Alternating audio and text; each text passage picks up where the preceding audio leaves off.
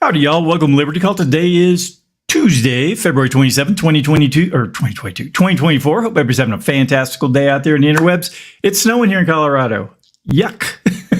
It was only supposed to be like a dusting, but it's more like this right now. So, and we're expecting a little more snow later today. So, do I clean it now or do I wait? It's kind of that. Who knows? Anyways, hope you're having a fantastical day. If it is your first time watching Liberty Call, if you could do me a favor, yes, I see you in the yellow shirt right there. Give me some thumbs up, like, share, subscribes, follows, and press that notification bell. Looks like the S&P and the NASDAQ finished off in the green and the Dow Jones did not. But all three major indexes were in the red most of the day. So let's go ahead and get into the numbers and see how things did across the globe. Dow Jones was down 0.25%, 96 points, closed at 38,972. The S&P 500 up 0.19%, closed at 5078. NASDAQ up 0.37%, closed at 16035. The VIX down 2.11% today. It's at 1345. Canada flat, down 0.03. Brazil up 1.53, and Mexico up 0.15. In Europe, Germany was up 0.76. The UK flat, down 0.02. France up 0.23. The Netherlands flat, up 0.01. Spain down 0.24. Italy up 0.46. Switzerland down 0.11. And Portugal up 0.65. Russian exchanges, let's see here. The MOEX was down 0.11 and the RTSI was flat, 0%. In the Asian markets, the Nikkei in Japan was up 0.17%. Australia up 0.13%. New Zealand down 0.18%. In China, the Shanghai was up 1.29%. The Shenzhen component up 2.24%. China 50 up 0.5%. DJ Shanghai up 1.38%. Hang Seng up 0.94%. And the Taiwan weighted was closed. All right, so that is the day in the markets. Exciting stuff, I know. You can barely hold on to your seats. Let's go ahead and move over to the market recap. U.S. stocks fall on tech weakness, but Macy's and Lowe's lead retailers higher. All right, on Tuesday, U.S. stocks experienced a slight decline driven by weakness in the tech sector. However, losses were offset by a surge in retail stocks following Macy's and Lowe's better than expected quarterly results. Lowe's reported fourth quarter net sales that exceeded Wall Street estimates. I think I have a lot to do with that. I shop at Lowe's all the time. So I think I probably own about 2% of the company at this point. Let's see here. With its stock rising nearly 2%, Macy's stock also rose by 4% after unveiling a strategy overhaul aimed at modernizing its business amidst weak demand due to high inflation and elevated interest rates. Let me stop there. I saw an article that was out of Houston that was talking about Macy's shutting down stores and then opening up more Bloomingdale's and more of their high-end market. So it looks like that's kind of the route they're going to take. They're going to get rid of their regular Macy's stores, which I always found, nice, but and they're going to, focus more on the higher end clientele, which, is what it is. All right. Where were we?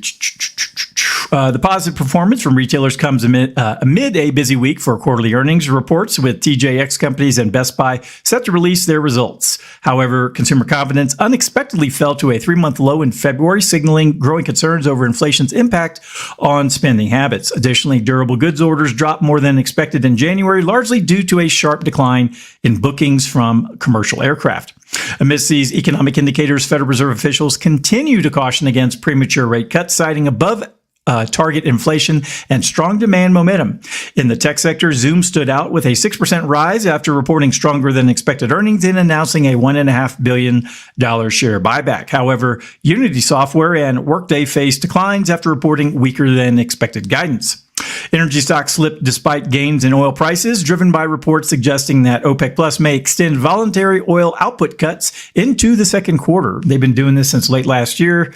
If you were to go back and watch some of the commentaries from the fall, that was a big talk about how OPEC was reducing their outputs and their flows to help keep the price elevated of crude and oil prices in general. So it's not really shocking. They're trying to keep the prices high because as the economy of the globe continues to slow down, which it's already not great in other sectors of the globe.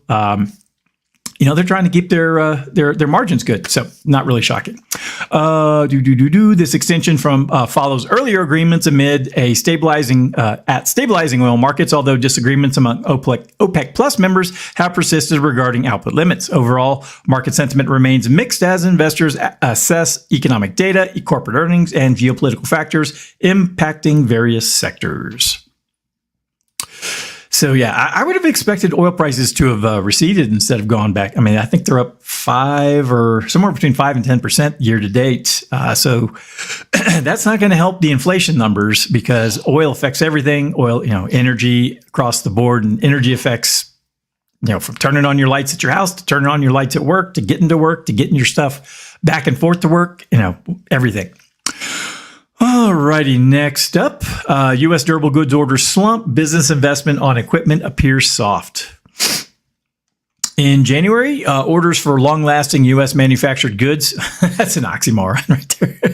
Long-lasting U.S.-made goods, that's funny, experienced their most significant drop in nearly 4 years, indicating a loss of economic momentum at the year's outset. Concurrently, consumer confidence retreated in February despite a decline in inflation expectations, adding to a series of weak economic data, including retail sales and housing starts. Although economists do not anticipate a recession this year, concerns persist about the labor market's outlook and the upcoming presidential election.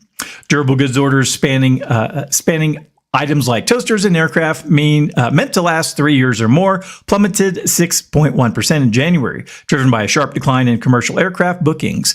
Boeing reported a substantial decrease in commercial aircraft orders following a safety incident, contributing to a 58.9% plunge in civilian aircraft orders.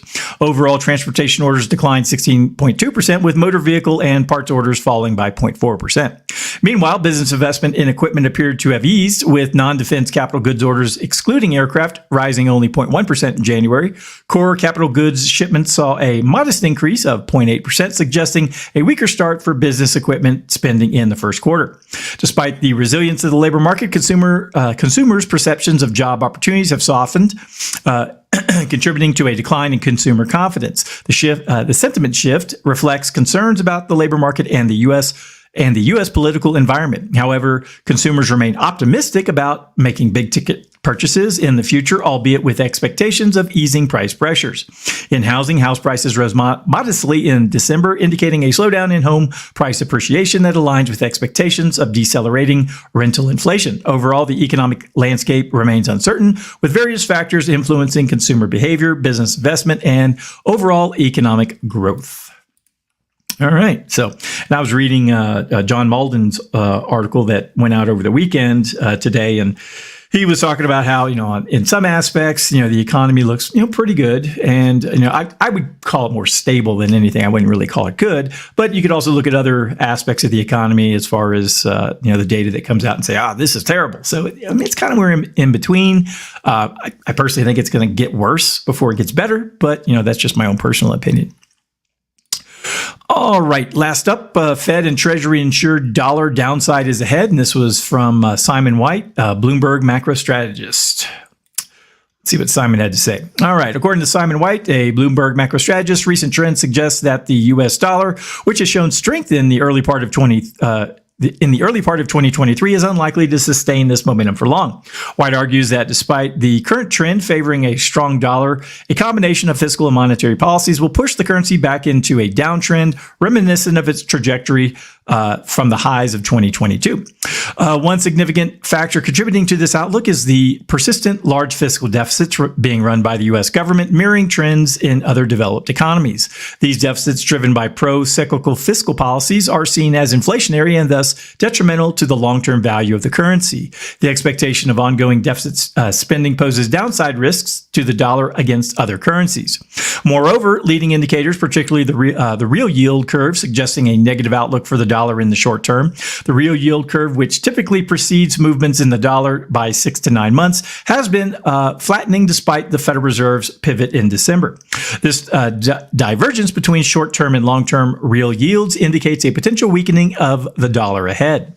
While the dollar index has seen a modest increase of approximately 2.3% since the beginning of the year, historical patterns suggest that that most of the dollar's gains typically occur in the first 3 months, followed by a decline in the remaining quarters. Speculators, therefore, may find it advantageous to bet against the dollar, considering the seasonal and policy-driven headwinds that lie ahead. And that's actually a bit of a shock. The dollar was down in the I think it was it in the 90s? Yeah, I believe so.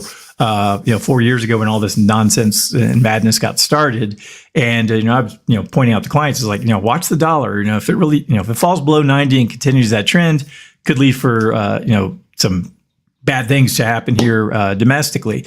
But